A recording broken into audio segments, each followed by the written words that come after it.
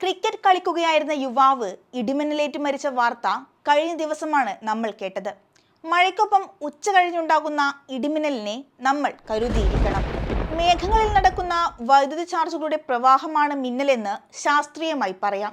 അല്ലെങ്കിൽ മേഘങ്ങളുടെ ഘർഷണത്തിൽ നിന്നുണ്ടാകുന്നതാണ് മിന്നൽ. ഈ വൈദ്യുതി പ്രവാഹത്തിന്റെ ഫലമായി ഇടിയും ഉണ്ടാകുന്നു. മിന്നലിനെ ശാസ്ത്രീയമായി രണ്ടായി വേർതിരിച്ചിട്ടുണ്ട്: മേഘങ്ങൾക്കിടയിൽ സംഭവിക്കുന്നതും മേഘത്തിനും ഭൂമിക്കുമിടയിൽ സംഭവിക്കുന്നതും.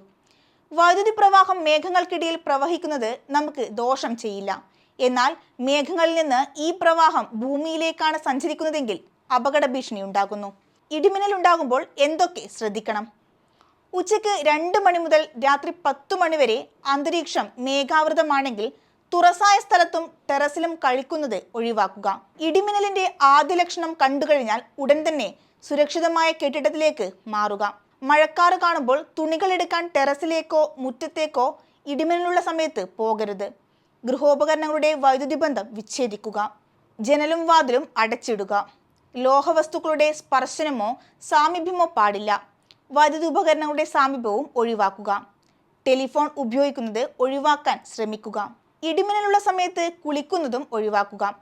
കഴിയുന്നത്ര ഗൃഹാന്തർഭാഗത്ത് ഭിത്തിയിലോ തറയിലോ സ്പർശിക്കാതെ ഇരിക്കുക. ഇടിമിന്നലുള്ള സമയത്ത് ടെറസിലോ മറ്റു ഉയരമുള്ള സ്ഥലങ്ങളിലോ വൃക്ഷക്കൊമ്പിലോ ഇരിക്കുന്നത് അപകടകരമാണ്.